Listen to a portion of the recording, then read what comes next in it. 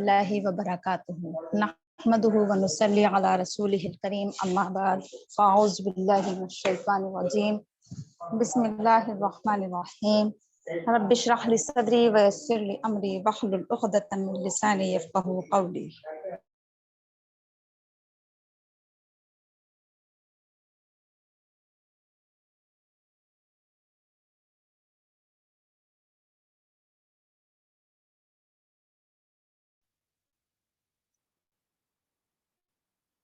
Number 66 निकाल लीजिए।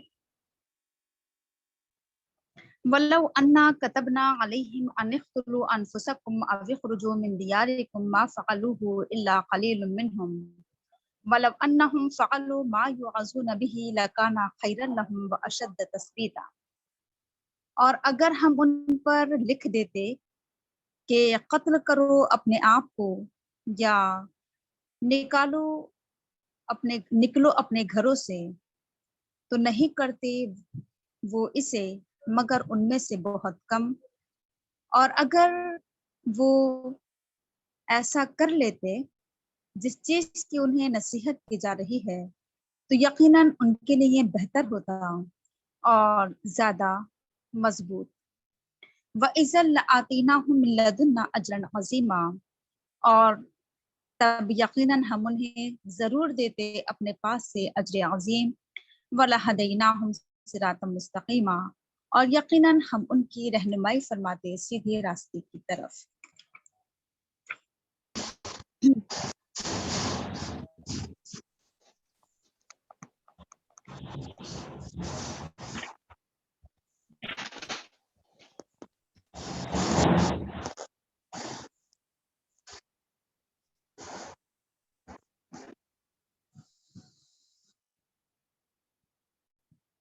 देखिए, अल्लाह ताला यहाँ पर बता ये रहा है, बल्कि अगर मैं शायद आपको आगे की आयत समझाने से पहले थोड़ा सा मैं जो पिछला पढ़ाया था उसका अगर मैं थोड़ा सा रिवीजन करूं तो आगे की बात को समझना आसान हो जाएगा। आपको मालूम है ना कि हर आयत का पिछली आयत से एक रब्त होता है, एक ताल्लुक जरूर होता है, एक लिंक जरूर होता है। ठीक है, तो इसलिए हमें किसी भी आयत को समझने के लिए क्या देखना चाहिए कि उसके आगे और पीछे क्या है, उसका सियाक और सबाक देखना चाहिए, उसके अगली और पिछली आयत पर हमें गौर फिक्र करना चाहिए ताकि बात क्या हो जाए हमारे समझ में आसानी से आ जाए। देखिए, आपके सामने मुनाफिकीन का जिक्र चल रहा था। मुनाफिकीन के ताल्लुक से भी आपने पढ़ा, बनी इसराइल के ताल्लुक से भी आपने पढ़ा। बहुत सारी चीजें आपके सामने आई थी कि लोग जो हैं वो क्या करते हैं, तागुत से अपने फैसले कराते हैं। शैतान ऐसे लोगों को भटका रहा है। आपने पढ़ा था कि अल्लाह ताला, अल्लाह के रसूल क्या कर रहे हैं, अल्लाह की तरफ बुला रहे हैं, रसूल की तरफ बुला रहे हैं। लेकिन मुनाफिकीन का हाल ये होता है कि वो खुद भी दीन की तरफ नहीं आते हैं, खुद भी खुदा और रसूल की तरफ नहीं आते हैं और दूसरों को लोगों को भी रोकते हैं। अल्लाह ताला ने फिर ये बताया कि लोगों के ऊपर मुसीबतें उनके अपने अमाल की आती हैं। फिर हमारे सामने ये बात आई कि लोग क्या करते हैं, मुनाफिकीन की खसलतें और क्या होती हैं कि वो एक तो ये खस्में बहुत खाते हैं और फिर झूठी खस्में खाते हैं, और बहुत ज्यादा खस्में खाना ये झूठा होने की अलामत होती है। आकर कहा ये करते थे कि हम तो भलाई चाहते हैं, हम तो अच्छा ही चाहते हैं, हम तो नेकी चाहते हैं, हमारा तो अच्छा इरादा था। हालांकि जो कुछ वो जबान से कह रहे होते हैं वो उनके दिल में नहीं होता, उनके दिल में क्या होता है वो अल्लाह ताला जानता है। इस आयत की रोशनी में हम सब ने अपना जायजा लिया था कि ये चीज हमारे अंदर भी पाई जाती है कि हम बहुत सारे कामों के बहाने कर देते हैं आकर कि हम ये काम इस वजह से नहीं कर सके और हम ये काम इस वजह से नहीं कर सके, हालांकि वजह कुछ और होती है। ऐसा होता है, मिसाल के तौर पर जैसे मैं आपको मिसाल दूं हम अपने के बहुत सारे कामों की हम वजूहात जो बताते हैं, हम कहते हैं कि बच्चों की वजह से हम ऐसा नहीं कर सके, अपने घर के कामों की वजह से, अपने शौहर की वजह से, अपने ससुराल की वजह से, माँ बाप ने इजाजत नहीं दी, है ना, हम ये बहाने करते हैं। लेकिन हकीकत ये होती है कि हकीकत में हमारा दिल नहीं चाह रहा होता उस काम को करने को। हकीकत ये होती है कि हम सुस्ती करते हैं, हमारे अंदर काहिली होती है, ہمارے خود اپنی غلطی ہوتی ہے، ہمارے خود اپنا ویکنس پوائنٹ ہوتا ہے، ہمارا خود اپنا وہ ویک پوائنٹ ہوتا ہے، خود اپنا ہماری کمزوری ہوتی ہے جس کو ہم بہانہ کرتے ہوتے ہیں کہ ہم یہ کام اس وجہ سے نہیں کر سکے، ہم بہانہ کچھ اور کر رہے ہوتے ہیں، دل میں کچھ اور ہوتا ہے. تو بالکل یہی حال منافقین کا تھا کہ وہ آ کر کہتے تھے کہ ہمارا ارادہ تو بہت اچھے ارادے تھے، ہمارے تو بڑے نیک ارادے تھے، ہمارے تو بہت اچھے اچھے ارادے ہیں، لیکن ہم کیا کریں، ہم اس وجہ سے یہ کام نہیں کر سکے. تو اللہ تعالیٰ کہہ رہا ہے کہ اللہ جانتا ہے کہ ان کے دل میں کیا ہے اور ان کی زبان میں کیا ہے. اس کے بعد پھر ہمارے سامنے یہ بات آئی تھی کہ جو بھی قوم کا بڑا ہے یا گھر کا بڑا ہے، ماں باپ ہیں، شوہر ہے، بھائی ہے، بیٹا ہے، کوئی بھی گھر کا بڑا انسان ہے، یا کوئی بھی جماعت کا کوئی لیڈر ہے، امیر ہے نا، کوئی آرگنائزیشن ہے، تنظیم ہے، کوئی بھی کسی بھی چیز کا ہیڈ ہو سکتا ہے، تو اسے یہ نصیحت کی گئی کہ ایسے لوگوں کی باتوں کو نظر انداز کر دیا کیجیے، اگنور کر دیا کیجیے، ایسے لوگوں کو معاف کر دیا کیجیے، اور انہیں بڑی پیار اور محبت سے سمجھایا کریں، شفقت سے سمجھایا کریں. اور ایسے لوگوں سے کیسے بات کرنے کی ضرورت ہے، ایسی بات کیجیے کہ ان کے دلوں پر اثر ہو. تو ہمارے سامنے یہ بات آئی تھی کہ اگر ہم اصلاح کا کام کر رہے ہیں، دعوت کا کام کر رہے ہیں، تبلیغ کا کام کر رہے ہیں، تو ہمیں اس کام کو ایسے نہیں کرنا ہے کہ ہمارے پر ایک فرض ہے، بس ایک فرض کو اپنے سر سے اتارنا مقصود ہے. یہ چیز نہیں ہونا چاہیے، بلکہ ہونا کیا چاہیے کہ ہمارے پر جو ذمہ داری ہے ہم اسے خوش اسلوبی سے نبھائیں، بحسن خوبی نبھائیں، خوشی خوشی اس کام کو کریں. سر سے بوجھ اتارنا مقصد نہ ہو، بلکہ اس کام کو بڑی خوبصورتی کے ساتھ انجام دیا جائے، بہت سلیقے اور خوبصورتی سے. ٹھیک ہے، تو یہ چیز ہونا چاہیے جو کہا جا رہا ہے نا کہ لوگوں سے ایسی بات کرو کہ اس کے دل میں اتر جائے، دل کی گہرائیوں سے کیا کرو، بات کرو. اور یہ حقیقت بھی نا کہ دل سے جو بات نکلتی ہے اثر رکھتی ہے. تو اس لیے کیا ہونا چاہیے، لوگوں کو نصیحت ایسے انداز سے کی جائے جیسے میں نے آپ کو کل بہت ڈیٹیل سے سمجھایا تھا قول بلیغ کے تعلق سے، کہ ہمارے الفاظ بھی بہترین سے بہترین ہوں، اور بہترین الفاظ کا بہت بہترین اثر پڑتا ہے. اگر ہم اپنے نصیحتوں میں اگر ہم طنز کریں گے، طعنے کریں گے، اگر ہماری نصیحتوں میں کیا ہو بہت ایسے الفاظ ہو، گھٹیا الفاظ، حقیر اور کمتر، سامنے والے انسان کو تکلیف پہنچانا ہو، ہرٹ کرنا ہو، تو کیا وہ نصیحت قبول کرے گا؟ کیا نصیحت اس پر اثر انداز ہوگی؟ بلکہ الٹا وہ کیا ہو جائے گا، ہم سے متنفر ہو جائے گا. تو اس لیے کیا ہونا چاہیے، نصیحت قول بلیغ کے شکل میں ہونا چاہیے، اور اس کے لیے الفاظ بھی بہترین ہو، اور پھر لہجہ بھی بہترین ہو، اور انداز بھی بہترین ہونا چاہیے. بہت نرمی کے ساتھ، پیار سے، محبت سے، شفقت سے جو بات سمجھائی جاتی ہے وہ اثر کرتی ہے. بچوں کے ساتھ بھی آپ دیکھ لیجیے یہی معاملہ کہ جب ہم بچوں کو ڈانٹتے ہیں اور ہر بات میں ان کو ڈانٹنا، جھڑکنا، پھٹکارنا، اور بس لعنت ملامت کرتے رہنا بچوں کو ہر ٹائم، تو ان کے اوپر کیا ہوتی ہے، باتیں اثر انداز نہیں کر رہی ہیں، نصیحتیں اثر انداز نہیں ہو رہی ہیں. بچے بھی اب کیا چاہتے ہیں، بچے ہی چاہتے ہیں کہ ہمیں پیار سے سمجھایا جائے. بچوں تک کی فطرت یہ ہوتی ہے کہ اگر بچوں کو لوگوں کے سامنے ذلیل کر دیا جائے تو پھر بچے اور کیا ہو جاتے ہیں، اور ضدی ہو جاتے ہیں، اور ہٹ دھرم ہو جاتے ہیں، اور پکے ہو جاتے ہیں. بچوں کو اگر تنہائی میں، اکیلے میں پیار اور شفقت سے سمجھایا جائے تو بچوں کو پر اثر ہوتا ہے، سمجھتے ہیں بات کو. تو بہرحال بچہ ہو یا بڑا ہو، کوئی بھی ہو، ہر ایک کی عزت نفس ہوتی ہے، خودداری ہوتی ہے، تو لہٰذا اس چیز کا ہمیں خیال رکھنا چاہیے، اور کیا کرنا چاہیے، اچھے انداز میں ہمیں نصیحت کرنا چاہیے. قول بلیغ کا تعلق سے آپ کے ساتھ کل بات آئی تھی کہ سب سے اچھی جو قول بلیغ ہے نا، وہ کیا ہے، قرآن کریم کی بات ہے کہ ہم لوگوں سے قرآن کریم کی بات لوگوں کے سامنے رکھیں. یعنی اس میں یہ چیز بھی شامل ہے کہ اگر ہم ادھر ادھر کی باتیں کرنے کے بجائے، جھوٹے قصے، جھوٹی روایتیں، جھوٹے من گھڑت واقعات سنانے کے بجائے اگر ہم قرآن کے ذریعے لوگوں کو نصیحت کریں تو بات زیادہ اثر انداز ہوگی. کیونکہ قرآن کی بات ایک ایسی بات ہوتی ہے جو دلوں پر اثر کرتی ہے، جو دل کی گہرائیوں میں اتر جاتی ہے. قرآن ایک وزنی کلام ہے، ایک بھاری کلام ہے، ایک مدلل کلام ہے. قرآن ایک لاجواب کلام ہے. قرآن فصاحت و بلاغت سے پر کلام ہے. اس کے اندر وہ خوبصورتی پائی جاتی ہے، وہ رانائی پائی جاتی ہے، وہ جمال پایا جاتا ہے، وہ پرفیکشن پایا جاتا ہے، وہ کمال کہ جو کیا ہوتا ہے، دلوں میں اتر جاتا ہے، دلوں پر اثر کرتا ہے. قرآن کے اندر ایک سحر ہے، ایک جادو بیانی ہے، دلوں میں اثر کرتا ہے یہ قرآن.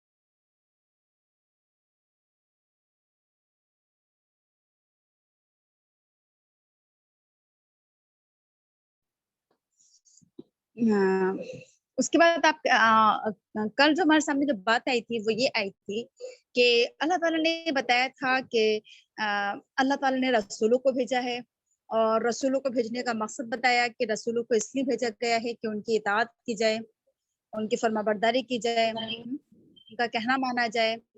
اور پھر یہ بات ہمارے سامنے آئی تھی کہ اور پھر یہ بات سامنے آئی تھی ہمارے کہ اللہ کے رسول اللہ کی طرف سے آئے ہیں اور اللہ کا حکم لے کر آئے ہیں، اور اللہ کے رسول نے جو کام کیا ہے، رسالت کا جو فریضہ انجام دیا ہے، وہ اللہ کے حکم کے مطابق ہی انجام دیا ہے. اللہ تعالیٰ انہیں ہدایات دیتے رہے، اللہ تعالیٰ انہیں حکم دیتے رہے، اور وہ اللہ کے مطابق کیا کرتے رہے، دعوت و تبلیغ کا فریضہ انجام دیتے رہے. تو ہمارے سامنے نصیحت کا پوائنٹ آ چکا تھا کہ ہمیں اب اس رسالت کے فریضے کو انجام دینا ہے، اور یعنی اس پیغام جو پیغام ہم تک پہنچا ہے، اس پیغام کو ہمیں آگے پہنچانا ہے، اور کس طریقے سے پہنچانا ہے، جیسے اللہ تعالیٰ نے حکم دیا ہے، اللہ کے حکم کے مطابق ہی، اور اللہ کے حکم کو ہی پہنچانا ہے، یعنی قرآن کریم ہی کی دعوت کو کیا کرنا ہے، ہمیں آگے پہنچانا ہے. پھر یہ بات سامنے آئی تھی کہ لوگ کیا کرتے ہیں، اپنے اوپر ظلم کر بیٹھتے ہیں، یعنی گناہ جو ہوتا ہے وہ کیا ہوتا ہے، اپنے ہی اوپر ظلم ہوتا ہے. گناہ کر کے انسان اپنے آپ کو جہنم سے قریب کرتا ہے، خدا کے غضب کا مستحق ہو جاتا ہے. کوئی بھی گناہ کر کے انسان کسی کا کوئی نقصان نہیں کر رہا ہوتا ہے، بلکہ اپنا نقصان کر رہا ہوتا ہے. پھر یہ بات ہمارے سامنے آئی تھی کہ ایسے موقع پر کیا کرنا چاہیے انسان کو، اللہ کی طرف پلٹے، رجوع کرے، اس سے توبہ کرے، استغفار کرے، اپنے گناہوں کی معافی مانگے. اور یہ بات بھی ہمارے سامنے آئی تھی کہ اگر کسی ماتحت سے کسی بھی، چاہے وہ گھر کے لوگ ہوں یا کسی شہر کے، کسی ملک کے، کسی جماعت کے لوگ ہوں، تو اگر ان سے کوئی غلطی ہو جائے تو کیا ہونا چاہیے، جو بڑے لوگ ہیں وہ ان کے لیے کیا کریں، دعا کیا کریں. جیسے ماں باپ اپنے بچوں کے حق میں دعا کریں، یا جیسے اگر ہمارا کوئی امیر ہے تو وہ اپنے کیا کرے، ماتحت کے لیے دعا کرے. جیسے اللہ کے رسول کے تعلق سے آتا تھا نا کہ اگر صحابہ کرام سے کوئی غلطی ہو جاتی تھی تو اللہ کے رسول ان کے لیے کیا کرتے تھے، معافی طلب کرتے تھے اللہ تعالیٰ سے کہ اللہ تعالیٰ ان سے غلطی ہو گئی، اللہ تعالیٰ تو انہیں معاف کر دے.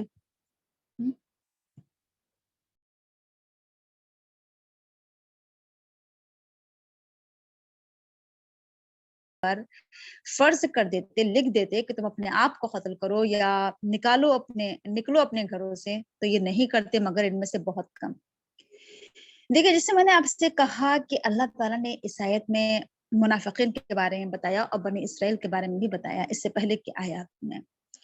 اس آیت کو ہم پہلے تو ان لوگوں کے تعلق سے پڑھیں گے، پھر ہم اپنا جائزہ لیں گے کہ کہیں ہمارے اندر تو یہ کمی نہیں پائی جاتی ہے.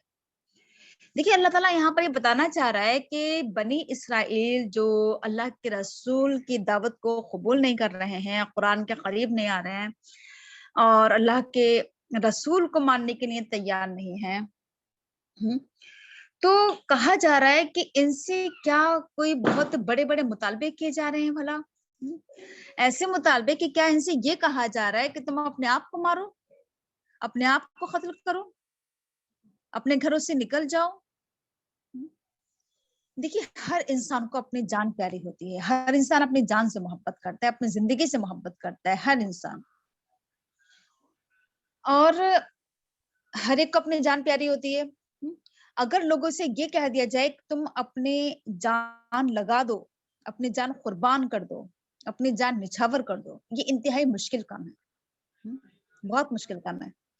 ہم میں سے ہر کوئی اپنے اوپر ذرا اس بات کو تصور کر کے دیکھے کہ اگر ہم سے یہ کہا جاتا کہ تم اپنی جان قربان کر دو، اپنے آپ کو مار دو، تو ہم سب کے لیے کتنا مشکل کام ہے یہ، اپنے آپ کو مار دینا.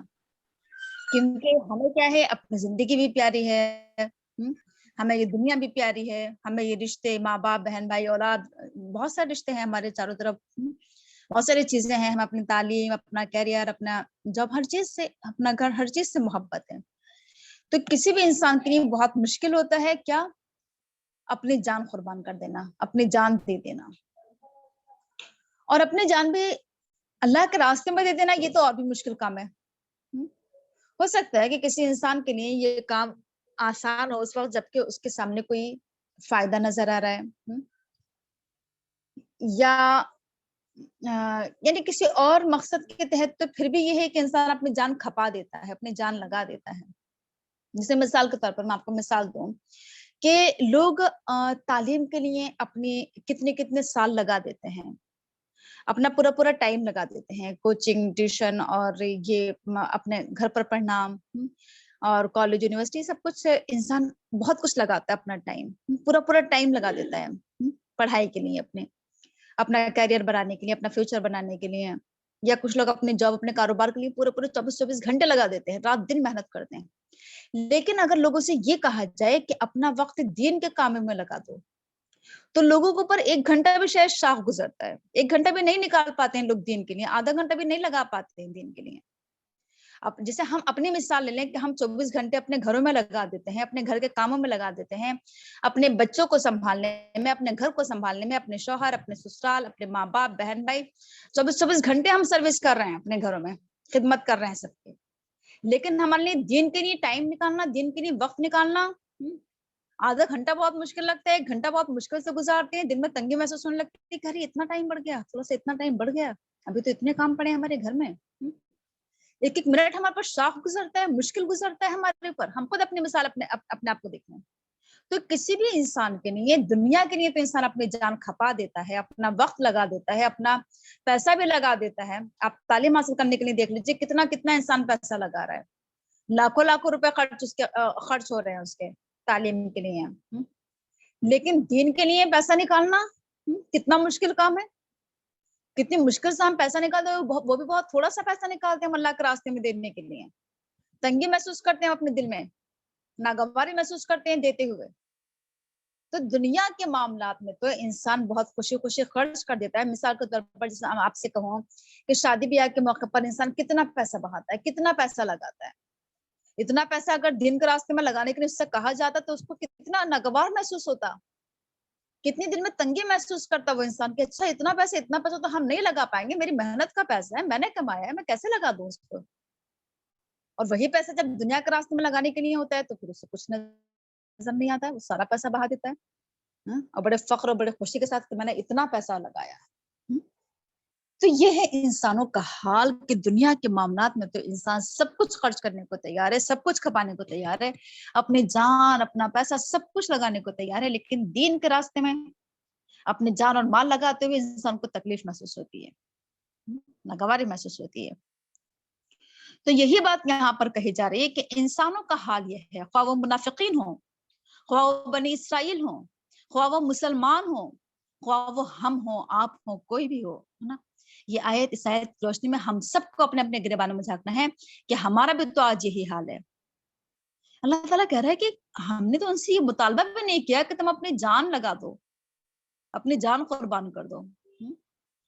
اگر ہم ایسا کہیں ان لوگوں سے، اگر ہم آپ سے ایسا کہیں تو کیا ہوگا؟ ما فعلوہ الا قلیل منہم، بہت کم لوگ ایسے ہوں گے جو اس کام کو کریں گے، بہت کم لوگ ایسے ہوں گے۔ اور آپ دیکھ لیجیے، اگر آپ مثال کے طور پر میں آپ کو چھوٹی سی مثال دوں کہ اگر آج کے دور میں آپ اگر دیکھیں، بہت کم لوگ ایسے ہیں جو دین کے راستے میں اپنا وقت لگا رہے ہیں، اپنی جان کھپا رہے ہیں، اپنی صلاحیت کھپا رہے ہیں، اپنا وقت کھپا رہے ہیں۔ ورنہ اکثریت جو ہے ہمارے چاروں طرف، جو اکثریت ہے وہ کیا ہے، میجورٹی جو ہے وہ کیا ہے، وہ دنیا کے راستے میں اپنا وقت لگا رہے ہیں، اپنی جان کھپا رہے ہیں، اپنا پیسہ کھپا رہے ہیں، سب کچھ۔ تو یہ حقیقت ہے نا قرآن کی یہ آیت کہ بہت کم لوگ ایسا کریں گے، بہت کم لوگ ہیں جو کیا کر رہے ہیں، اپنے آپ کو گھلا رہے ہیں دوسروں کے لیے، بہت کم لوگ ایسے جو دوسروں کے لیے فکر مند ہیں۔ اکثر کا حال کیا ہے کہ وہ اپنی زندگی مگن ہے، خوشیوں میں کوئی پرواہ نہیں ہے کہ کسی کی زندگی تباہ ہو، برباد ہو، کچھ ہو، کوئی گمراہی کی طرف جائے، بدعت ہو، شرک ہو، چاروں طرف کتنی ہی گناہ ہو، کوئی پرواہ نہیں، ہو تو ہو، ہمیں کیا۔ یہ بے حسی، یہ خود غرضی، مفاد پرستی، مادہ پرستی، نہ جانے کیا کچھ ہمارے طرف پایا جا رہا ہے، اور کیا چیز نہیں پائی جا رہی ہے۔ انسانوں کے تعلق سے کوئی درد، کوئی تکلیف، کوئی پریشانی، کوئی تڑپ، کوئی لگن، کوئی جنون، کچھ بھی نہیں پایا جا رہا ہے ہمارے اندر، کوئی جذبہ انسانوں کو صحیح راستے پر لانے کا۔ تو یہ حقیقت ہے کہ ما فعلوہ الا قلیل منہم، بہت کم لوگ اس کام کو کرتے ہیں۔ دیکھیے اگر اس آیت کی روشنی میں اگر ہم صحابہ کرام کا، اگر ہم ان کی زندگی کا مطالعہ کریں تو देखिए सहाबा इकराम ने इस काम को करके दिखाया और वाकई वो गिने चुने लोग थे, चुनिंदा लोग थे, मुंतखब लोग थे वो ना, पीपल थे वो लोग। कौन लोग? सहाबा इकराम। वो उन कम लोगों में शामिल है जिन्होंने इस काम को करके दिखाया। उनसे जब कहा गया कि तुम अपनी जान अल्लाह के रास्ते में लगा दो, तो उन्होंने अपनी जान अल्लाह के रास्ते में लगा दी। उन्होंने अपने 24 घंटे अल्लाह के रास्ते में लगाए। पूरे पूरे दिन क्या करना?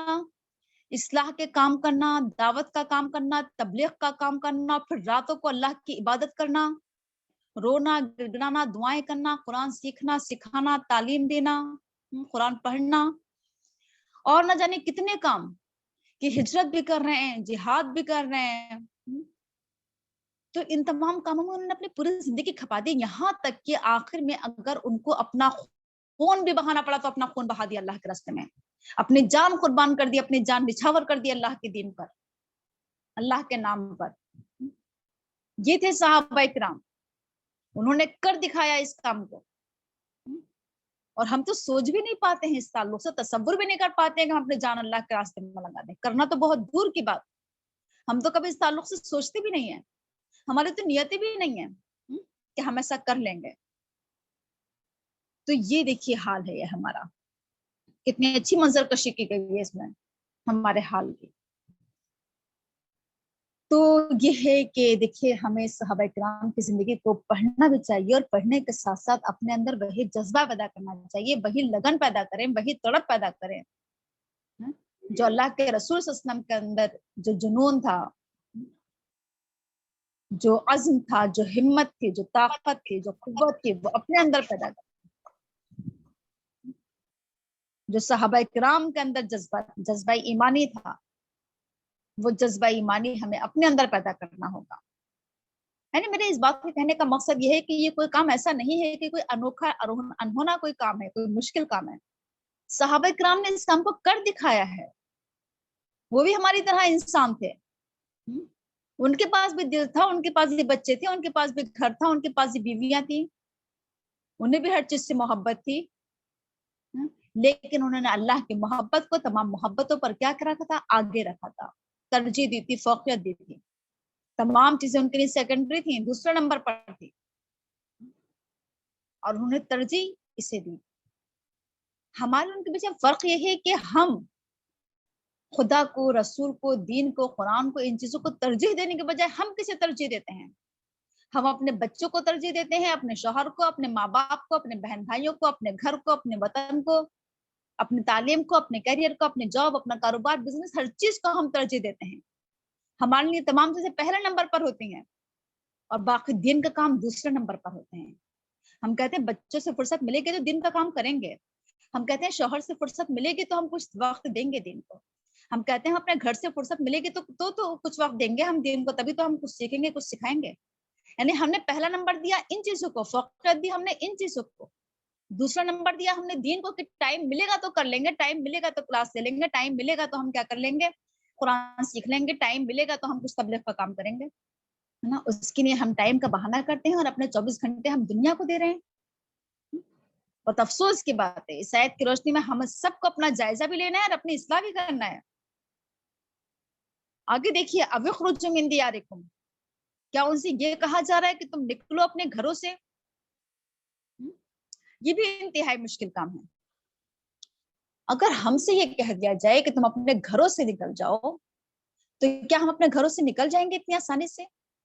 हमें अपने घरों से कितनी मोहब्बत होती है, अपने घर से भी, अपने घर की हर चीज से भी, अपने घर के हर फर्द से हमें मोहब्बत होती है। और अपने घरों से वो लोग निकल भी जाते हैं जो जिनको क्या करना होता है, कुछ पैसा कमाना होता है, अपने पैसों के खातिर वो वतन से बाहर चले जाते हैं ना, मुल्क से बाहर चले जाते हैं, अपना घर बार, वतन, बीवी बच्चे सब कुछ छोड़कर चले जाते हैं। लेकिन अगर उनसे कहा जाए कि दीन के नाम पर अपने घरों से निकल जाओ, तो क्या इंसान निकल जाएगा? तब नहीं निकलेगा, तब वो नागवारी महसूस करेगा, तब वो घुटन महसूस करेगा, तब वो तंगी महसूस करेगा दिल में कि दिन का नाम पर तो कभी भी नहीं छोड़ सकता मैं अपने बीवी बच्चों को, अपने घर बार को। लेकिन देखिए सहाबा इकराम ने इस काम को भी कर दिखाया। ये हिजरत जो हम इतनी आसानी से इस लफ्ज को बोल जाते हैं, कि जब उन्होंने अपना घर बार छोड़ा, अपना वतन छोड़ा, अपना मुल्क छोड़ा, अपना शहर छोड़ा, اپنے باغات چھوڑے، اپنے کاروبار چھوڑ کر صرف اور صرف اللہ کے خاطر، رسول کے خاطر، صرف دین کے خاطر انہوں نے یہ سب کچھ چھوڑا تھا، سب کچھ چھوڑ چھاڑ کے نکل گئے تھے۔ یہ کوئی معمولی بات ہے یہ؟ جیسے اب میں نے کہا کہ ہم اپنے اوپر تصور کر کے دیکھیں اس چیز کو، کیا ہم ایسا کرنے کی ہمت رکھتے ہیں؟ کیا ہم نکل سکتے ہیں اپنے گھروں کو چھوڑ کر جیسے صحابہ کرام نکل گئے؟ کہ ہمارے گھروں پر دشمن قبضہ کر لیں، ہمارے باغات پر دشمن قبضہ کر لیں، ہمارے تو گھر کے کسی ایک حصے پر بھی ذرا سا حصہ بھی اگر سگے بھائی کے حصے میں چلا جاتا ہے تو اس پر لڑائی جھگڑے ہو جاتے ہیں، مرڈر ہو جاتے ہیں کہ اس نے قبضہ کیا کیسے اتنے سے حصے پر بھی۔ ایک ایک حصے کے پیچھے ہم لڑتے ہیں، ذرا ذرا سی بالش بھر زمین کے پیچھے ہم لڑتے ہیں، بھائی بھائی سے لڑتا ہے۔ آپ سوچیے ذرا کہ مسلمانوں کے گھروں پر صرف دین کا خاطر نکل کر گئے ہیں اور وہ بھی دشمنوں نے قبضہ کیا۔ ان کے باغات پر کتنی محبت ہوتی ہے انسان کو، اپنے باغات سے، اپنے کھیت سے کتنا محبوب ہوتا ہے انسان، کتنا پسند ہوتا ہے یہ، اور دشمنوں نے اس پر قبضہ کر لیا ہے نا۔ کیا ان کو تکلیف نہیں ہوتی ہوگی؟ کیا ان کے پاس دل نہیں تھے؟ انہوں نے ان تمام چیزوں کو برداشت کیا، کیوں کیا؟ اللہ کے خاطر کیا۔ یہ ان کی بہت بڑی قربانی ہے، یہ ہجرت کا واقعہ۔ ایسے ہی تھوڑی اسلامی کیلنڈر کا آغاز ہجرت سے جو کیا گیا ہے نا، اس واقعے کو بیس بنا کر کیوں کیا گیا؟ یہ غیر معمولی واقعہ ہے، یہ ہر انسان کے بس کی بات نہیں۔ صحابہ کرام نے کر دکھایا ہجرت جیسا عمل، ہم اور آپ شاید نہیں کر پاتے، ہم تو تصور بھی نہیں کر پا رہے ہیں، سوچ بھی نہیں پا رہے ہم تو اس چیز کو کہ ہم ایسا کر سکتے تھے، اپنے گھروں کو چھوڑ سکتے تھے۔ تو بہرحال صحابہ کرام کا مقام اسی لیے تو بہت اونچا ہے، بہت۔ تو ضرورت اس بات کی ہے کہ ہم صحابہ کرام کے مقام تک تو نہیں پہنچ سکتے، لیکن کم از کم ہمیں کوشش تو کرنا چاہیے اس چیز کی کہ کاش ہمارے اندر بھی صحابہ کرام جیسا جذبہ پیدا ہو جائے، کاش ہماری زندگی ان کی زندگی کی طرح ہو جائے، کاش ہماری سیرت ان کی طرح ہو جائے، کاش ہمارے اخلاق، ہمارا کردار ان کی طرح ہو جائے۔ کم از کم ہمیں کوشش تو کرنا چاہیے۔ تو بہرحال بات آپ کو سمجھ میں آ گئی ہوگی اب۔ وَلَوْ أَنَّا كَتَبْنَا عَلَيْهِمْ أَنِ اقْتُلُوا أَنفُسَكُمْ أَوِ اخْرُجُوا مِنْ دِيَارِكُمْ مَا فَعَلُوهُ إِلَّا قَلِيلٌ مِّنْهُمْ، کہ اگر ہم ان کو پر یہ فرض کر دیتے، یہ لکھ دیتے، یہ واجب کر دیتے کہ تم اپنے آپ کو قتل کرو یا اپنے گھروں سے نکل جاؤ، تو نہیں کر پاتے ان میں سے مگر یہ کہ بہت تھوڑے، بہت کم۔ وَلَوْ أَنَّهُمْ فَعَلُوا مَا يُوعَظُونَ بِهِ لَكَانَ خَيْرًا لَّهُمْ وَأَشَدَّ تَثْبِيتًا، اور اگر وہ کر گزرتے اس کام کو، کر لیتے اس کام کو جس کی ان کو نصیحت کی جا رہی ہے، تو یقیناً ان کے لیے بہتر ہوتا اور بہت اچھا، بہت مضبوط۔ دیکھیے جیسے میں نے آپ کے سامنے شاید اس سے پہلے بھی کئی بار یہ بات رکھی ہے کہ اللہ تعالیٰ کے جو احکامات ہوتے ہیں، جو آرڈر ہوتے ہیں، وہ ایسے ہی تھوڑی ہوتے ہیں، معمولی نہیں ہوتے ہیں، ہلکے نہیں ہوتے ہیں۔ اللہ تعالیٰ کے احکامات کیا ہوتے ہیں؟ بہت وزنی ہوتے ہیں، بہت بھاری ہوتے ہیں، ماننا بھی ضروری ہوتا ہے، اور اس کے اندر میں نے آپ کو بتایا تھا کہ منافع بہت ہوتے ہیں، فائدے بہت ہوتے ہیں، حکمتیں بہت ہوتی ہیں اس میں۔ ہم اللہ تعالیٰ کے احکامات کو پورا نہیں کرتے ہیں، ہمیں کیا نظر آتا ہے؟ ہمیں سامنے سے نظر آتا ہے کوئی فائدہ ہی نہیں ہے، بلکہ سراسر نقصان ہی ہے۔ جان گلانا ہے، اپنے جان لگانا ہے، اپنی جان قربان کرنا ہے، اپنے مال لگانا ہے، سراسر ہمیں سامنے سے نقصان نظر آتا ہے۔ لیکن ہم دین کی جو کی حکمتوں سے واقف ہیں، ہمیں اس کی گہرائی اور گہرائی سے واقف نہیں ہوتے ہیں ہم، تو ہمیں اس کے اندر کی چھپی ہوئی فائدے نظر نہیں آتے ہیں۔ مثال کے طور پر نماز ہے، نماز کے کتنے فائدے ہیں، سائنٹیفک بھی فائدے ہیں اس کے، اخروی فائدے بھی ہیں، یعنی دینی، دنیاوی اور اخروی فائدے۔ روزے کے اندر آپ دیکھ لیجیے سائنٹیفک فائدے بھی ہیں، اخروی فائدے بھی ہیں۔ کسی بھی چیز کو آپ اٹھا کر دیکھ لیجیے، چاہے وہ نکاح ہو، چاہے وہ طلاق ہو، چاہے وہ عدت ہو، چاہے وہ رضاعت ہو، چاہے وہ وراثت ہو، ہر چیز میں دنیاوی فائدے بھی ہیں، دینی فائدے بھی ہیں، اخروی فائدے بھی ہیں، لیکن ہمیں نظر نہیں آتے ہیں۔ کیوں؟ کیونکہ آج ہم جو ہیں وہ دین کی روح سے نا واقف ہیں، ہم دین کے اندرون سے، دین کے باطن سے، دین کی گہرائی سے نا واقف ہیں۔ آج ہم صرف دین کو ایک رسم سمجھ کر رہے ہیں، ایک رسم سمجھتے ہیں، ہے نا، ایک رسم، ایک مطلب سمجھتے ہیں جیسے دنیا میں اور مذہب ہوتے ہیں، ایسے اسلام بھی ایک مذہب ہے، بس ہے نا، ہم اتنا جانتے ہیں ویسے کہ اسلام ایک مذہب ہے۔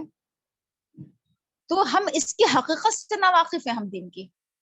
تو اس لیے ہمیں کیا لگتا ہے کہ دین کے احکامات بڑے بھاری ہیں, ہم نہیں کر پائیں گے, بہت بھاری لگتے ہیں ہمیں, نفس کے اوپر شاق ہے نا, مشکل گزرتے ہیں ہمارے پر کہ یہ نماز پڑھنا کتنا مشکل ہے, روزہ رکھنا کتنا مشکل ہے, زکوٰۃ دینا کتنا مشکل ہے, شریعت پر چلنا کتنا مشکل ہے. ہمیں تمام چیزیں مشکل لگتی ہیں کیونکہ ہمیں اس کے فائدے نہیں معلوم ہیں. اگر ہم دین کی حکمتوں سے واقف ہو جائیں تو اللہ تعالیٰ کہہ رہا ہے کہ وَلَوْ أَنَّهُمْ فَعَلُوا مَا يُوعَظُونَ بِهِ لَكَانَ خَيْرًا لَهُمْ وَأَشَدَّ تَثْبِيتًا, کہ اگر لوگ کر گزرے اس کام کو جس کی انہیں نصیحت کی جا رہی ہے تو یقیناً ان کے لیے بہتر ہوگا. ٹھیک ہے, تو وَلَوْ أَنَّهُمْ فَعَلُوا مَا يُوعَظُونَ بِهِ لَكَانَ خَيْرًا لَهُمْ. تو دین کے ہر حکم میں ہمارے لیے کیا ہے, خیر ہی خیر ہے, بہتری ہی بہتری ہے, فائدہ ہی فائدہ ہے, دنیاوی اور اخروی ہر طرح سے فائدے ہیں. وہ اشد تثبیتا, اور یہ انسان کو مضبوط بناتے ہیں. دین کے احکامات کیا بناتے ہیں, انسان کو مضبوط بناتے ہیں. جیسے میں نے آپ کو مثال دی نماز کی, نماز کی بہت سے فائدے ہیں, بہت سے منافع ہیں. ایک فائدہ کیا ہے کہ نماز انسان کو بہادر بناتی ہے, مضبوط بناتی ہے, انسان کے اندر ہمت پیدا کرتی, طاقت پیدا کرتی ہے. جو انسان سوچیے ذرا, جو انسان 5 وقتہ نمازوں کی پابندی کر سکتا ہے, اس کے اندر کیا چیز آ رہی ہے, وقت کی پابندی بھی اس کے اندر پیدا ہو رہی ہے. جو انسان کیا کر سکتا ہے کہ فجر کے وقت اپنے نیند قربان کر سکتا ہے, اپنی نیند کو توڑ کر اٹھ سکتا ہے, تو اس سے بہادر کوئی انسان ہو سکتا ہے. ہر انسان کو اپنی نیند پیاری ہوتی ہے, اور خصوصی طور پر کون سی نیند, صبح کی نیند سے انسان کو بڑی محبت ہوتی ہے بنسبت رات کی نیند کے. راتوں کو تو انسان جاگ لیتا ہے, لیکن صبح کی نیند وہ بڑی میٹھی نیند ہوتی ہے, اور وہ بڑی اس وقت بڑی اچھی نیند آتی ہے, اور اس وقت کی نیند کو توڑنا انتہائی مشکل ہوتا ہے نا. اب جو فجر کی نماز کے لیے اٹھ گیا, وہ کیا ہے, اس کے اندر وہ ایک بہادر انسان ہے واقعی, ہے نا. اس نے اپنے نفس سے جنگ کی, وہ اپنے نفس پر قابو پا لیا, اس نے اپنے نیند پر کنٹرول کیا, اپنے آرام کو اس نے تج دیا, اور اللہ کے خاطر اٹھ کھڑا ہوا. تو بہادری پیدا ہوئی نہیں ہوئی, مضبوط بنایا نماز نے ہمیں. ٹھنڈ کے موقع پر ہے نا, ٹھنڈ کے موقع پر لحاف اور کمبل اتار دینا, اور پھر وضو کرنا, اٹھ کر پھر نماز پڑھنا کوئی معمولی بات ہے, یہ بہت ہمت کا کام ہے. ہر انسان نہیں کر پاتا ہے اس چیز کی پابندی, بہت کم لوگ ہیں جو اس کام کو کر گزرتے ہیں, تو ان کے اندر ایک بہادری پیدا ہوتی ہے. تہجد کی نماز ہر ایک کے بس کی بات نہیں ہے, بہت ہمت کی بات ہے جو لوگ تہجد کی نماز پڑھتے ہیں, یہ بھی انسان کو بہادر بناتی ہے. روزہ ہے, ہر کوئی رکھ پائے گا بھلا روزہ, ہر کوئی رکھ لیتا ہے. بہت سے لوگ کہتے ہیں ہم سے بھوک پر کنٹرول نہیں ہوتا ہے, ہم روزہ ہی نہیں رکھ پاتے ہیں, ہم سے کنٹرول نہیں ہوتا ہے. وہ بزدل لوگ ہیں, وہ نا پست ہمت لوگ ہیں. بہادری کیا ہے, روزہ رکھ لینا, یہ بہادری ہے. بہادری کا کام ہے, کوئی معمولی بات نہیں ہے روزہ رکھ لینا, خصوصی طور پر گرمی کا روزہ رکھ لینا بہادری کی بات ہے. تو روزہ انسان کو بہادر بنا رہا ہے نا, ہمت پیدا کر رہا ہے, طاقت پیدا کر رہا ہے. زکوٰۃ دے دینا کیا ہر ایک کے بس کی بات ہے کہ اپنا پیسہ اٹھا کر کسی کو دے دے؟ وہ بہت باہمت لوگ زکوٰۃ دیتے ہیں, بہت بہادر لوگ زکوٰۃ دے سکتے ہیں, ہر ایک کے بس کی بات نہیں ہے. تو یہ دین جو ہے, یہ دین کے حکمات ہیں. حج کر لینا, اللہ کے خاطر اپنے گھر کو چھوڑ کر چلے جانا, اپنے سب کچھ چھوڑ کر چلے جانا, اپنا کاروبار چھوڑ کر چلے جانا, یہ ہر ایک کے بس کی بات ہے, ہر کوئی نہیں چھوڑ پاتا ہے نا. تو یہ حج بھی انسان کو بہادر بناتا ہے کہ وہاں پر جو پریشانیاں ہوتی ہیں, جو تکلیف ہوتی ہیں, پیدل چلنا, اور جتنے اس کے ارکان ادا کرنا, اور کیسی کیسی پریشانیاں, پسینہ بہانا, نہ جانے کتنی پریشانیاں ہوتی ہیں قدم قدم پر وہاں پر, ان سب چیزوں کو برداشت کرنا یہ بہت باہمت لوگوں کا کام ہے نا, اور زیادہ انسان کے اندر بہادری پیدا ہوتی ہے. تو دین جو ہے وہ ہمیں مضبوط بناتا ہے, بہادر بناتا ہے نا, ہمارے اندر ہمت اور طاقت پیدا کرتا ہے, برائیوں سے لڑنے کی بھی طاقت پیدا ہوتی ہے انسان کے اندر. نماز ہے انسان کو بے حیائی سے روکتی ہے, گندے کاموں سے روکتی ہے, برے کاموں سے, گناہوں سے بچاتی ہے. تو یہ کیا کر رہی ہے نماز ہمیں, برائیوں سے لڑنے کی طاقت پیدا کر رہی ہے. روزہ ہے, روزہ کیا کر رہا ہے, برائیوں سے لڑنے کی طاقت پیدا کر رہا ہے ہمارے اندر, کہ ہم جھوٹ پر کنٹرول کر رہے ہیں, ہم غیبت پر کنٹرول کر رہے ہیں, ہم اور بہت ساری چیزوں پر کنٹرول کر رہے ہیں, بے ایمانی پر, دھوکہ دھڑی پر, بہت ساری چیزیں اس پر انسان کنٹرول کر رہا ہے. تو کیا کر رہا ہے, روزہ انسان کو بہادر بنا رہا ہے. تو اسی لیے کہا جا رہا ہے کہ اگر انسان اللہ کے حکموں پر عمل کرنے لگے، عمل پیرا ہو جائے، تو یہ چیز کیا کرے، انسان کو مضبوط بنا دیتی ہے، اور انسان کے لیے اس میں خیر ہی خیر ہے، بھلائی ہی بھلائی ہے، نقصان تو کوئی ہے ہی نہیں دین پر چلنے میں۔ جو ظاہری طور پر ہمیں نقصان نظر آتا ہے اس میں بھی خیر ہے، بھلائی ہے، ہمیں لگتا ہے کہ نقصان ہو گیا لیکن اس کے اندر بھلائی ہوتی ہے۔ اور کیا ہوتا ہے اس میں، وَإِذًا لَآتَيْنَاهُم مِّن لَّدُنَّا أَجْرًا عَظِيمًا، اور پھر یقیناً ہم انہیں دیں گے اپنے پاس سے اجر عظیم۔ جیسے میں نے آپ سے کہا کہ اللہ کے دین پر چلنے میں کتنے فائدے ہیں، دنیاوی فائدے بھی ہیں، سائنٹیفک فائدے بھی ہیں، اور اخروی فائدے بھی ہیں۔ آپ تینوں فائدے یہاں پر اگر آپ دیکھیں تو آپ کے سامنے آ رہے ہیں۔ لَقَدْ خَيْرًا لَهُمْ، ان کے لیے اس میں بہتری ہے، بہتری ہے ان کے لیے اس میں، دنیاوی فائدے، واشد تثبیتا، سائنٹیفک فائدے، انسان کو مضبوط بنا رہے ہیں دین کا احکامات، وَإِذًا لَآتَيْنَاهُم مِّن لَّدُنَّا أَجْرًا عَظِيمًا، اخروی فائدے، تو دینی دنیاوی اخروی سب طرح کے فائدے ہیں دین پر چلنے میں، اللہ کے احکامات پر چلنے میں، قرآن کی تعلیمات پر چلنے میں، کتنے فائدے۔ اور ہم اس چیز کو اگنور کر کے، اس پر عمل نہ کر کے، اس کو نہ مان کر ہم سارے فائدوں کو ہم کیا کر دیتے ہیں، سارے فائدوں سے اپنے آپ کو محروم کر لیتے ہیں۔ نہ ہمارے اندر کیا آتی ہے، مضبوطی آتی ہے، نہ ہمیں دنیا نصیب ہو پاتی ہے، نہ آخرت نصیب ہو پائے گی۔ وَإِذًا لَآتَيْنَاهُم مِّن لَّدُنَّا أَجْرًا عَظِيمًا، دین پر چلنے کا ایک فائدہ یہ ہے کہ پھر اللہ تعالیٰ اپنے پاس سے اجر عظیم سے نوازتا ہے۔ اللہ تعالیٰ ایسے لوگوں کے لیے اپنے پاس اجر تیار کر رہا ہے، جس سے آپ کے سامنے مثال آئی صحابہ کرام کی، کیسے انہوں نے اپنی جان کھپائی، اپنی زندگی کھپائی، اپنی پوری عمر کھپا دی، اپنی جان قربان کر دی، ہجرت کری، گھروں سے نکل گئے، جہاد کیا۔ تو کیا یہ ان کے جو انہوں نے یہ سب کچھ کیا تو ملے گا کیا انہیں؟ تو وَإِذًا لَآتَيْنَاهُم مِّن لَّدُنَّا أَجْرًا عَظِيمًا، اللہ تعالیٰ نے ایسے لوگوں کے لیے اپنے پاس کیا کر رکھا ہے، اجر عظیم تیار کر رکھا ہے۔ اللہ تعالیٰ کے پاس سے ہو رہا ہے ان کا عمل، اور پھر اللہ تعالیٰ ایسے لوگ اپنے پاس سے اور مزید دیتا ہے، جتنا انہوں نے اچھا کیا، نیکی کی، اتنا تو مل رہا ہے، پھر اپنے پاس سے اور مزید ایکسٹرا اجر عظیم۔ دیکھیے اجر جسے اجرت کو بھی کہتے ہیں نا، محنت انسان کرتا ہے تو محنت کا بدلہ اس کو اجرت کہا جاتا ہے۔ تو دیکھیے جب ہم عمل کریں گے، جب ہم محنت کریں گے تبھی تو اجر ملے گا۔ بیٹھے بیٹھے صرف دعائیں کر لینے سے ہم سمجھ لیں کہ ہمیں کیا ملے گا، اجر ملے گا؟ تو کچھ کرنا ہوگا، ہمیں محنت کرنا ہوگی، اپنے آپ کو کھپانا اور لگانا ہوگا تاکہ اجرت ملے ہمیں۔ تو اجر عظیم ہے، اللہ اپنے پاس سے نوازتا ہے۔ مزید فائدہ دیکھیے اللہ کے احکامات پر چلنے کا، اللہ کی نصیحت پر عمل پیرا ہونے کا مزید فائدہ، لَهَدَيْنَاهُمْ صِرَاطًا مُسْتَقِيمًا، اللہ تعالیٰ کہہ رہا ہے کہ ہم ایسے ہی لوگوں کو صراط مستقیم کی رہنمائی فرماتے ہیں، سیدھا راستہ۔ سیدھا راستہ کن لوگوں کو ملتا ہے؟ جو اللہ کے راستے پر چلتے ہیں، اللہ کے حکموں کو پورا کرتے ہیں، اللہ تعالیٰ ان کے لیے اور مزید راستے کھلتے چلا جاتا ہے نیکی کے۔ اللہ تعالیٰ نیکی کے راستے کس کے لیے آسان کرتا ہے؟ جو نیکی کے راستے پر چلتے ہیں ان کے لیے نیکی کے راستے آسان ہو جاتے ہیں، جو گمراہی کے راستے پر چلتے ہیں ان کے لیے گمراہی کے راستے کھلتے چلے جاتے ہیں۔ یہ ایک بہت بڑی حقیقت ہے، بہت بڑا فیکٹ ہے یہ۔ دیکھیے مثال کے طور پر کہ اگر انسان نماز پڑھتا ہے تو اسے اب کیا ہو جاتی ہے، نماز پڑھنا آسان لگتی ہے کہ نماز پڑھنا کوئی مشکل بات نہیں ہے، 5 وقت کی نماز پڑھنا۔ اب جو انسان نماز پڑھتا ہی نہیں ہے اس کے لیے ایک وقت کی نماز پڑھنا انتہائی مشکل ہوتی ہے، بڑی بھاری گزرتی ہے۔ جو انسان روزے رکھتا ہے اس کے لیے روزے رکھنا آسان ہوتا ہے، اسے مشکل نہیں لگتا ہے روزے رکھنا۔ لیکن جو انسان روزے نہیں رکھتا ہے اس کے لیے ایک روزہ رکھنا انتہائی مشکل ہو جاتا ہے۔ جو لوگ زکوٰۃ نہیں دیتے ہیں ان کے لیے زکوٰۃ نکالنا انتہائی مشکل کام ہے، جو زکوٰۃ دیتے ہیں انہیں کوئی بڑی بات نہیں لگتی ہے، وہ دیتے ہیں آسانی کے ساتھ۔ تو نیکی کے راستے پر چلنے سے ہی راستے آسان ہوتے ہیں،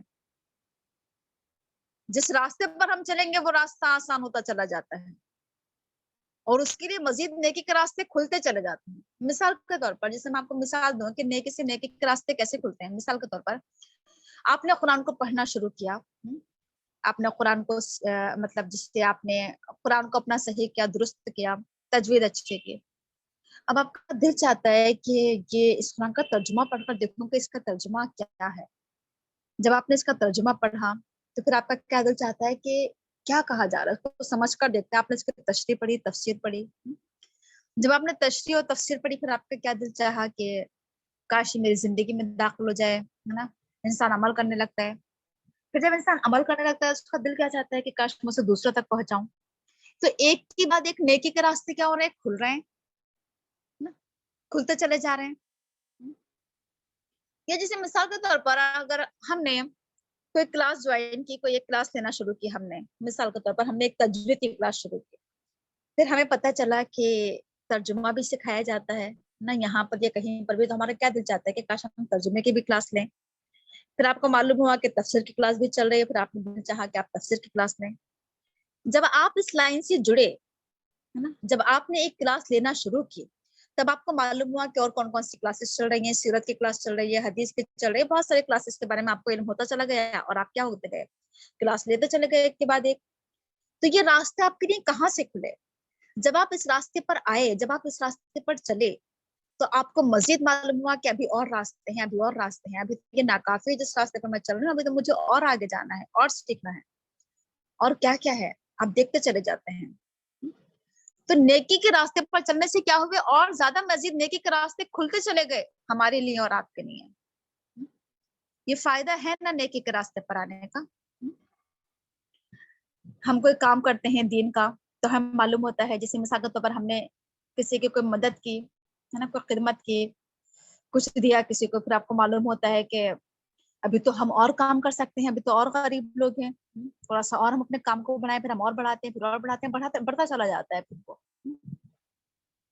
آپ نے کوئی اصلاح کا کام کیا، آپ کو لگتا ہے کہ یہ یہاں کے لوگ تو بالکل ہی کیا ہے، ان کو تو کچھ معلوم ہی نہیں ہے، ان کے بیچ میں بھی ہم کام کریں. جب آپ وہاں کام کرتے ہیں پھر آپ کو معلوم ہوتا ہے کہ وہاں کے لوگ کو بھی کچھ نہیں پتا ہے، پھر آپ اور مزید کام کو بڑھاتے ہیں، ہے نا. تو یہ کام جو ہمارا بڑھ رہا ہے، جب ہم اس راستے پر چلے تو ہم معلوم ہوا کہ اچھا یہ بھی پریشان ہے، یہ بھی پریشان ہے، اسے بھی نہیں معلوم، اسے بھی نہیں معلوم، اسے بھی بتائیں.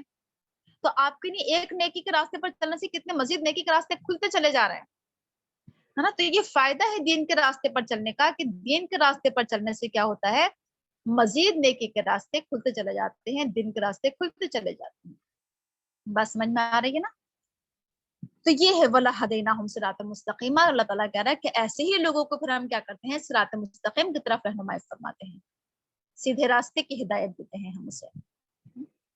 تو اگر ہم چاہتے ہیں کہ ہم صراط مستقیم پر گامزن ہوں تو ہمیں اس راستے پر آنا ہوگا، دین کے راستے پر، نیکی کے راستے پر، اللہ کے حکموں کو پورا کرنا ہوگا.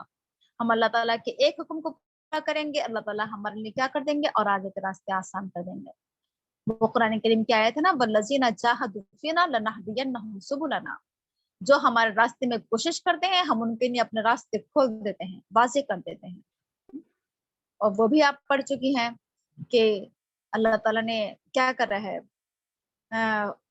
کہ جو گمراہی کے راستے کی طرف جاتا ہے اس کے لیے گمراہی کے راستے کھلتے چلے جاتے ہیں، اور جو ہدایت کے راستے کی طرف آتا ہے اس کے لیے ہدایت کے راستے کھلتے چلے جاتے ہیں.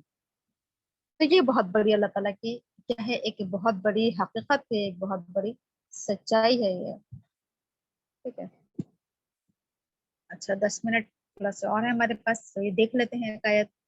وَمَنْ يُطِعِ اللَّهَ وَالرَّسُولَ فَأُولَٰئِكَ مَعَ الَّذِينَ أَنْعَمَ اللَّهُ عَلَيْهِم مِّنَ النَّبِيِّينَ وَالصِّدِّيقِينَ وَالشُّهَدَاءِ وَالصَّالِحِينَ وَحَسُنَ أُولَٰئِكَ رَفِيقًا.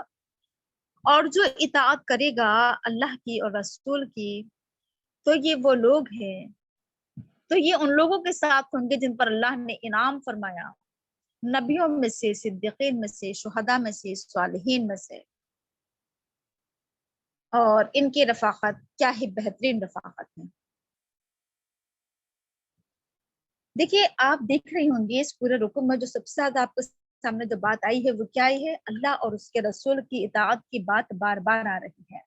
اس سے ہمیں پتہ چلا کہ اللہ اور اس کے رسول کی اطاعت کوئی معمولی بات نہیں ہے، کوئی چھوٹی موٹی بات نہیں ہے، کوئی ہلکی بات نہیں ہے. یہ بہت مضبوط بات ہے، بہت اہم بات ہے، بہت امپورٹنٹ بات ہے. یہ دین کی، اس کو آپ دین کی بیس اور بنیاد بھی کہہ سکتے ہیں کہ سب سے اہم چیز کیا ہے، اللہ اور اس کے رسول کی اطاعت. یہ ہم سب اپنی زندگی میں پیدا کر لیں، اپنی گرہ سے باندھنے کہ ہمیں اللہ کی اطاعت کرنا ہے اور رسول کی اطاعت کرنا ہے. اور اللہ اس کے رسول کی اطاعت کا طریقہ ہم آپ کو بتا چکے ہیں کہ قرآن اور حدیث پر عمل کرنا، ٹھیک ہے، قرآن و سنت کو اپنانا، یہ کیا ہے؟ اللہ اور اس کے رسول کی اطاعت ہے. تو اللہ اور اس کے رسول کی اطاعت کو ہم اہمیت دیں، فوقیت دیں، ترجیح دیں، اس کو ہم اپنی زندگی میں اتار لیں، نافذ کر لیں، لازم کر لیں اپنے لیے، کہ اپنے اوپر ہم واجب کرنے کہ ہمیں صرف اللہ اور اس کے رسول کی اطاعت کرنا ہے. ٹھیک ہے، زندگی بھر کرنا ہے، ہر موقع پر کرنا ہے، ہر حال میں کرنا ہے، چاہے پریشانی ہو، چاہے خوشی ہو، غم ہو، ہر حال میں اللہ اور اس کے رسول کی اطاعت کرنا ہے. خوشی کے موقع پر بھی اللہ اور اس کے رسول کی اطاعت کرنا ہے، اور تکلیف کے موقع پر بھی کیا کرنا ہے؟ اللہ اور اس کے رسول کی اطاعت کرنا ہے. کہ بس جو شریعت میں ہے بس وہ کرنا ہے، اس سے آگے نہیں بڑھنا ہے، نہ اس سے پیچھے ہٹنا ہے. ٹھیک ہے، تو دیکھیے پھر اس کا انجام بھی بہت بہترین ہے، کیونکہ جیسے میں نے کہا کہ یہ کوئی معمولی بات نہیں ہے اللہ اور اس کے رسول کی اطاعت کرنا، بہت اہم بات ہے.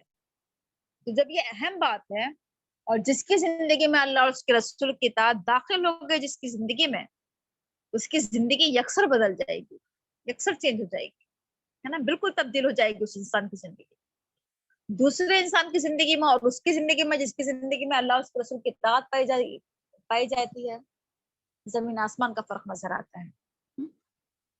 اب جب جیسے میں نے کہا کہ جب زندگی بدل گئی، جب نظریہ بدل گیا، سوچ بدل گیا، خیالات بدل گئے، عمل بدل گیا انسان کا، تو پھر اب کیا ہوگا؟ انجام بھی بدل جائے گا، انجام بھی بہترین ہوگا. اب اس کا فائدہ کیا ہے؟ جسے آپ کے سامنے بات آئی تھی نا کہ دین پر چلنے میں کیا ہوتے ہیں؟ سراسر فائدے ہی فائدے ہوتے ہیں، منافع ہی ہوتے ہیں، حکمتیں ہی ہوتی ہیں، مصلحتیں ہی ہوتی ہیں، اور برکت ہی ہوتی ہے. تو کیا فائدہ ہوگا اللہ اور اس کے رسول کی اطاعت کر کے؟ تو اس کا فائدہ یہ بتایا جا رہا ہے کہ فَأُولَٰئِکَ مَعَ الَّذِينَ أَنْعَمَ اللَّهُ عَلَيْهِم مِّنَ النَّبِيِّينَ وَالصِّدِّيقِينَ وَالشُّهَدَاءِ وَالصَّالِحِينَ وَحَسُنَ أُولَٰئِکَ رَفِیقًا. یہ وہ لوگ ہوں گے، اللہ اور اس کے رسول کی اطاعت کرنے والے وہ لوگ ہوں گے کہ جن کا انجام کس کے ساتھ ہوگا؟ نبیوں کے ساتھ، صدیقین کے ساتھ، شہداء کے ساتھ، صالحین کے ساتھ. ان کی رفاقت نصیب ہوگی، ان کی دوستی نصیب ہوگی، ان کا ساتھ نصیب ہوگا. ٹھیک ہے، تو دیکھیے یہ کوئی انجام جو ہے، یہ فائدہ جو ہے، یہ کوئی معمولی بات نہیں ہے، یہاں بہت اہم بات کی جا رہی ہے، بہت اہم پوائنٹ ہے یہ. کتنا بہترین انجام ہے، کتنی خوشی ہوتی ہے اس آیت کو پڑھ کر کہ اگر اللہ اور اس کے رسول کی اطاعت کر لی تو کس قدر بہترین انجام سے نوازا جا رہا ہے کہ ایسے لوگوں کو نبیوں کا ساتھ، صدیقین کا ساتھ، شہداء کا ساتھ، صالحین کا ساتھ نصیب ہو رہا ہے، ان کے رفاقت نصیب ہو رہی ہے، ان کی معیت، ان کا پڑوس نصیب ہو رہا ہے نا. کہ یہ معمولی فائدہ ہے کہ یہ چھوٹی سی بات ہے؟ یہ بہت بڑی بات ہے، یہ بہت اہم بات ہے. یہ جس کو یہ انجام مل گیا تو اس کی تو خوشی کا کیا ٹھکانا، اس کی نعمتوں کا تو کیا مطلب، کیا عالم کیا ہوگا. تو اس آیت کو پڑھ کر بہت خوشی ہوتی ہے، اور اللہ تعالیٰ سے دل سے دعا ہے کہ اللہ تعالیٰ ہمارے اندر اللہ اس کے رسول کی اطاعت پیدا کر دے، ہمارے اندر قرآن و حدیث سے محبت و قرآن و حدیث پر عمل ہمارے اندر کاش پیدا ہو جائے. کاش یہ انجام ہمیں نصیب ہو جائے کہ انبیاء کا ساتھ نصیب ہو جائے، صدیقین کا ساتھ نصیب ہو جائے، شہداء اور صالحین کا ساتھ نصیب ہو جائے، ان کے رفاقت نصیب ہو جائے. پھر تو کیا کہنے. تو تھوڑا سا اس پر غور و فکر کر لیتے ہیں کہ جب ان کا ذکر آیا، دیکھیے یہ بات آپ کے سامنے آئی اتنا کہ جب ہم نماز پڑھتے ہیں اور نماز میں ہم اللہ تعالیٰ سے دعا کرتے ہیں، کیا دعا کرتے ہیں کہ اہدنا الصراط المستقیم صراط الذین انعمت علیہم غیر المغضوب علیہم ولا الضالین. کہ اے اللہ تعالیٰ تو ہمیں سیدھے راستے پر چلا، ان لوگوں کے راستے پر جن پر تو نے انعام فرمایا، نہ کہ ان کے راستے پر جن پر تو نے غصہ کیا اور جو راستے سے گمراہ ہو گئے. ہم دعا کرتے ہیں اللہ تعالیٰ سے، تو اللہ تعالیٰ تو ہمیں ان کے راستے پر چلا جن پر تو نے انعام نازل فرمایا. اب وہاں پر تو ہم مختصر سے بات کہہ دیتے ہیں، لیکن اللہ تعالیٰ نے قرآن کریم میں سمجھایا ہے، اچھے طریقے سے بتایا ہے، انگلی رکھ کر بتایا ہے کہ کس پر اللہ نے انعام فرمایا، وہ کون لوگ ہیں جن پر اللہ کا انعام نازل ہوا. اللہ کے نام سے کیا چیز مراد ہوتی ہے؟ اللہ کی نعمتیں کس پر نازل ہوئی، اللہ کے رحمتیں اور برکتیں کس پر نازل ہوئی. ٹھیک ہے، تو کن پر اللہ کا انعام نازل ہوا اللہ تعالیٰ بتا رہا ہے، نبیوں پر، صدیقین پر، شہداء پر اور صالحین پر. جن لوگوں کو یہاں پر ذکر کیا جا رہا ہے، نبی، صدیق اور شہداء، صالحین، یہ کوئی معمولی لوگ نہیں ہیں، بہت اعلیٰ لوگوں کا ذکر کیا جا رہا ہے یہاں پر، بہت برتر اور بہت بہترین لوگوں کا ذکر کیا جا رہا ہے یہاں پر. تھوڑا سا ہم اس پر غور و فکر کریں گے. नबियों के ताल्लुक से, सिद्दीकीन के ताल्लुक से, शुहदा के ताल्लुक से, सालिहीन के ताल्लुक से थोड़ा सा मैं बहुत मुख्तसर बताऊंगी क्योंकि टाइम बहुत कम है। नबी के ताल्लुक से आप जानती है ना कि नबी का जो मीनिंग होता है वो क्या होता है। नबूवत बहुत आला और बरतर चीज को कहते हैं, बहुत ऊंची चीज को कहते हैं। और नबूवत ये एक इंतहाई अहम मनसब है, बहुत अजीम मनसब है। नबूवत का मनसब, नबूवत की पोस्ट बहुत आला पोस्ट है, बहुत आला मकाम है ये ना। अंबिया सबसे कहना चाहिए कि तमाम इंसानों में सबसे बरतर कौन लोग होते हैं? अंबिया किराम। नबियों का मकाम बहुत ऊंचा होता है तमाम इंसानों में। तो अब नबियों का साथ अब आप अगर देखें तो नबियों की जिंदगी भी क्या होती है? इंतहाई आला जिंदगी होती है, इंतहाई बरतर। दीन के मामले में वो बहुत आगे होते हैं, सूझबूझ के मामले में वो इंतहाई आगे होते हैं। उनके पास बहुत बेहतरीन करना चाहिए शऊर होता है, अक्ल होता है, अक्ल होती है, समझ होती है, हर चीज बेहतरीन होती है। उनका अमल बेहतरीन होता है, उनके अल्फाज बेहतरीन होते हैं, उनका अंदाज बेहतरीन होता है, उनका लहजा बेहतरीन होता है, उनका किरदार बेहतरीन होता है, उनका अखलाक बेहतरीन होता है। हर चीज क्या होती है? आला क्वालिटी की होती है। उनके अंदर सब्र भी बहुत पाया जाता है, उनके अंदर बर्दाश्त बहुत पाई जाती है, उनके अंदर नरमी बहुत पाई जाती है। जिस चीज को आप देख लें, उनकी जिंदगी एक मिसाली जिंदगी होती है, चाहे उनकी कोई सी भी जिंदगी हो। उनकी घरेलू जिंदगी बहुत मिसाली होती है, उनकी सियासी जिंदगी मिसाली होती है, उनकी खानदानी जिंदगी, इज़्दिवाजी जिंदगी, उनकी कारोबारी जिंदगी, हर चीज में क्या होता है? हर चीज आला से आला और बरतर से बरतर होती है, बेहतरीन से बेहतरीन होती है। ठीक है, तो उनका अखलाक और किरदार, उनके दीन और दुनिया सब कुछ क्या होता है? बेहतरीन होता है। अंबिया इकराम का आला दर्जे का, बेहतरीन क्वालिटी का होता है हर चीज में। उनके नजरियात, उनके सोच, उनके ख्यालात, उनके अखवाल, उनके अफआल, हर चीज बेहतरीन होती है। और ये एक बहुत बड़ी हकीकत, बहुत बड़ी सच्चाई है कि कोई भी आम इंसान, कोई भी मामूली इंसान किसी नबी के मकाम तक नहीं पहुंच सकता, क्योंकि नबुव्वत और रिसालत ये क्या है? अल्लाह की अता करदा एक नेमत है, जिसको भी नसीब हो गई। अल्लाह की एक फजीलत है, जिसको नसीब हो गया। अल्लाह ताला अपने चुनिंदा बंदों को नबुव्वत से नवाजता है, अपने चुने हुए बंदों को, अपने महबूब प्यारे बंदों को अल्लाह ताला नबुव्वत और रिसालत के मनसब पर सरफराज फरमाता है। नबुव्वत एक ऐसा मनसब है जो एक आम, एक मामूली इंसान को क्या बना देता है? खास बना देता है। तो देखिए, हम में से कोई भी नबुव्वत के मकाम तक नहीं पहुंच सकता, और ना इस चीज का हमें सोचना चाहिए कि हम इस मकाम पर पहुंचे। लेकिन होना क्या चाहिए कि नबियों ने जैसी जिंदगी गुजारी है, दुआ करना चाहिए अल्लाह ताला से कि अल्लाह ताला हमारे अंदर भी क्या कर दे? उनका जैसे अखलाक पैदा कर दे, उनका जैसा किरदार पैदा कर दे, उनके जैसे अफआल हमारे हो जाए, उनकी जैसी सोच हमारे, हमारे ख्यालात, हमारे जज्बात, हमारे एहसासात, हमारे नजरियात, हमारी जिंदगी उनकी तरह अल्लाह ताला कर दे। दुआ भी करना चाहिए, कोशिश भी करना चाहिए, है ना, कि काश हम नबियों के नक्शे कदम पर चलें, काश हम नबियों की इताअत करें, काश हम उनको फॉलो करें, काश हम उनकी इत्तिबा करें। दुआ करना चाहिए अल्लाह ताला से। ये दुआ नहीं कि अल्लाह ताला तो हमें नबी बना दे, दुआ ये कि अल्लाह ताला तो हमें क्या कर दे? उनके नक्शे कदम पर चला, कि हम उनको अपने लिए उस्वा बनाए, उनको नमूना बनाए अपने लिए, वो हमारे आइडियल बन जाए। तो ये हमारी क्या होना चाहिए? दुआ और कोशिश होना चाहिए। ठीक है, तो मेरे ख्याल से आयत अभी चुके इसमें बहुत ज्यादा है और टाइम बहुत ज्यादा लग जाएगा। इंशाल्लाह हम इस आयत को कल कंप्लीट करेंगे, क्योंकि हमारा टाइम ओवर हो चुका है, इसलिए हम इतना ही रहने देते हैं आज। सुब्हानक अल्लाहुम्मा व बिहम्दिका नशहदु अन ला इलाहा इल्ला अंता नस्तगफिरुका व नतूबु इलैक। कोई सवाल अगर करना हो तो सवाल कर सकती है। अस्सलाम वालेकुम। शाहिदा बाजी, तबीयत कैसी है उनकी, रबीना बाजी की? जी शाहिदा बाजी हैं?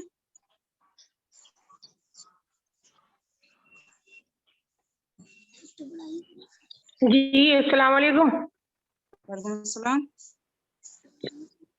जी खैरियत? हाँ रुबीना बाजी की तबीयत कैसी है अब? रुबीना बाजी परसों रात आ गई 1 बजे, उनके ना बाल पड़ा है। अच्छा जी, अब मोबाइल का नंबर उनका बन जा रही है, मैंने भी कई बार फोन करा, मगर वैसे ही मुझे पता चल गया था किसी से ज़बानी कि वो आ गई हैं। अच्छा उनकी समधन जो है ना रुबीना फिरोज, जी उनसे जी मैंने मालूम करा था, तो उन्होंने बताया था कि वो आ गई हैं और उनके बाल पड़ा है। दुआ करिए अल्लाह अच्छा पाक सेहत दे दे पूरी पूरी। आमीन। चलिए जी।